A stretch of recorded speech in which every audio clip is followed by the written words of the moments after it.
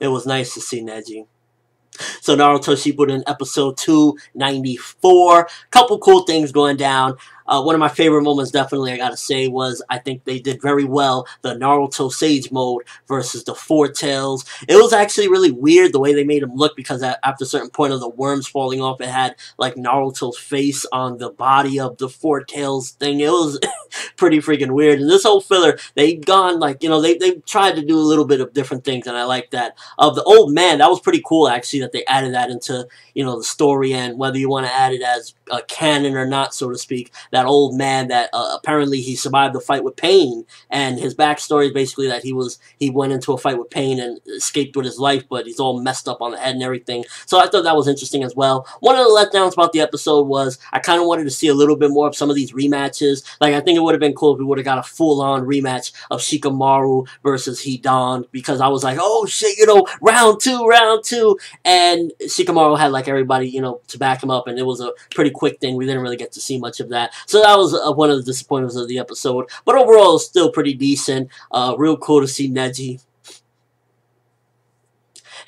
And overall, just a pretty awesome episode. Like I said, a couple of things were a little disappointing. Like, I wanted to see more of the Edo Tensei snake things fighting, and they kind of just went down pretty easily, and I wish they would have had a little more of a fight. But that freaking ending is like, the anime, they really are trying to like match it up somewhat similar to what's going on in the manga, because you got this 8 tails looking dragon snake beast coming out of that big power thing. Like, that's pretty awesome to see. Now, I believe we won't be getting an episode next week, so I believe the power filler will end on January 3rd, then the following week will be off, and then the following week we'll be back to canon, so we won't have canon episodes till the 17th, but honestly, these power fillers really have been enjoyable, and I'm glad, because usually around this time of year they do filler anyways, and to see that it was actually a pretty awesome filler is definitely, like, without a doubt. They either A, this was supposed to be a movie, or B, they had some special funding, because there was even CG in this episode. Like, there was some parts where the snakes were coming out and they were like CG snakes, so they definitely put a lot of money into this, and it was pretty decent. Nothing too,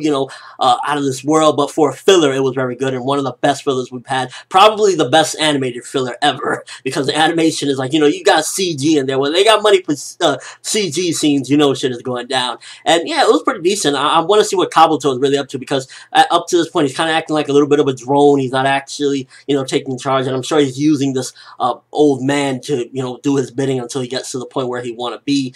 So yeah, it was cool to see again, like, some of these Edo Tenseis. It's funny because Deidara really wasn't acting like his normal self, but Hidan was.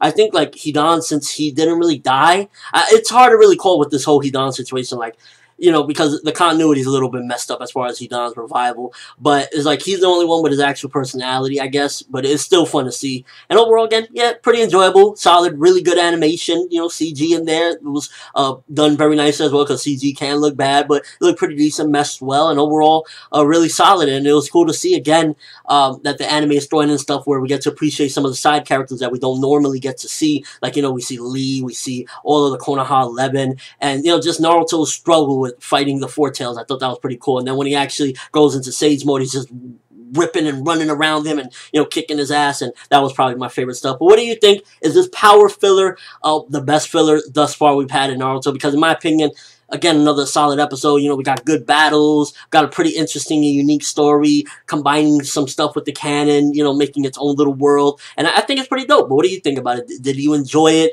Were you a little dissatisfied like me that, the Hidan fight and a couple other things were a little bit like just snapped together real quick and done? Because that was probably the downside of this episode, I would say. But yeah, that's all I have for this review. Thanks for watching. Hope you enjoyed. Thumbs up for Sage Mode Naruto versus Four Tails Naruto, because that was pretty out of this world crazy to see, like, this weird thing, and, just Naruto kicking Naruto's ass. ForneverWorld, and as always, people, have an awesome day.